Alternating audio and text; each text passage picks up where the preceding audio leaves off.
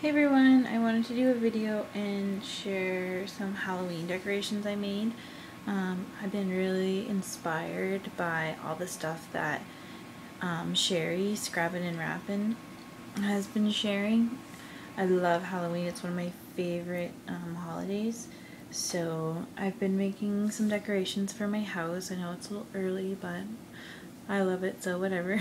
But I thought I'd share. I know this isn't scrapbooking or card related, so if you're not interested, I would maybe turn off the video now because it's more like home decor kind of stuff. Anyway, if you guys like this kind of videos, I can always share with more stuff I made. So, one of the things that I made today was I actually saw this idea on Pinterest, and it's a mummy.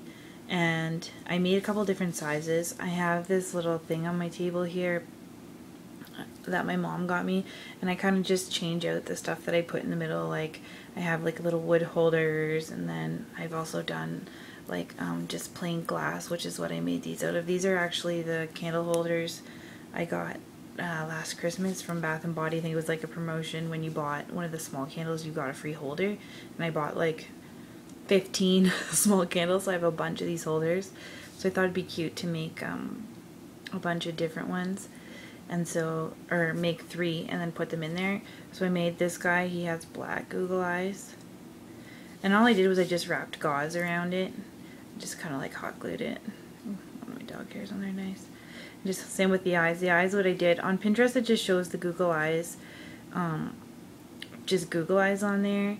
And then I was thinking maybe I would try like put them with button eyes. And then me and my friend who was crafting with me today, which was what I spent most of this holiday Monday doing, we thought it would stand out more if we put the Google eyes on the buttons so that it would kind of like frame it.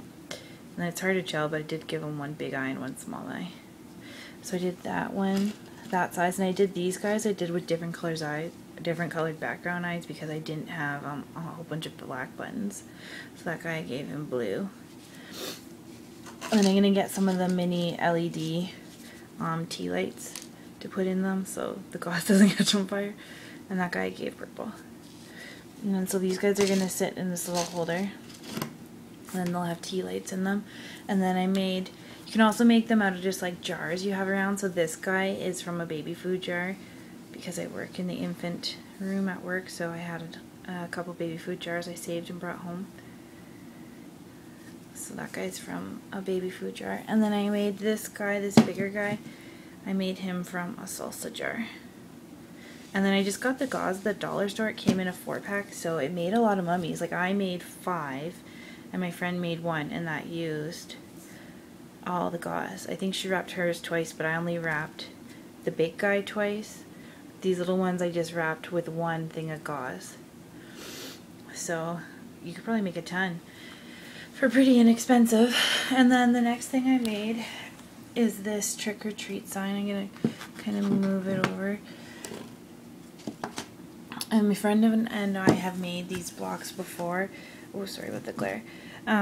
Make them out of 2x4s and then cut letters with a Cricut. I made actually like photo blocks, which sometime I'll share if people are interested in that, with my dog's pictures on it, and then it just has a word. And I made one for my mom for Christmas with pictures of me and my boyfriend and my sister and her boyfriend, and then my brother and my sister-in-law. So I made this one, and it's trick or treat, and it was that's cute. I made I'll get the glary one out of the. So I cut the letters. We cut the 2x4s down to whatever size we thought, and then primed them, and then painted them, or else the wood just soaks up all the paint. It takes forever. And then we painted them, and then I just measured scrapbook paper, some Halloween scrapbook paper I had, and I thought it'd be neat if it had like the rippy edge, so I ripped it. And then I cut these letters out with my Cricut, and I discovered randomly a new font on my Cricut cartridge because I only have a couple on my schoolbook Plantain cartridge I think I have. If you type your word, hit shift, and then hit Tallball, it does this like curved, like loopy font that's really pretty, and it looks sweet for Halloween. So, and I kind of made the words all like the letters all different displays to make it kind of like, I don't know, spooky or Halloweeny. So I did that. Yeah, and then we were gonna use Mod Podge, and then we didn't have any, and since it was a holiday here, we had white glue, and we just used white glue, and I actually like the results a lot better. It's shiny, and the paper didn't wrinkle as much. Like, I found with Mod Podge, you tend to get bubbles a lot, and this I didn't really get any bubbles with, so I liked that a lot better. I think I'm just gonna use the white glue from now on.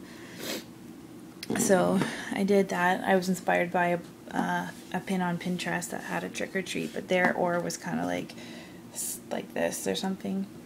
And then I thought it'd be cute to do a different color on here, so I did the bones, and then I just cut that out of orange because black you wouldn't have been able to see on there. And then yeah, and then it just sits.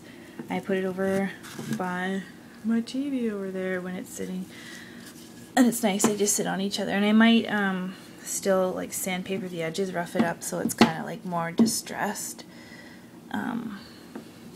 just to make it look a little bit more, yeah, like I said, like distressed or rustic. And then that's what it looks like when it sits by my TV.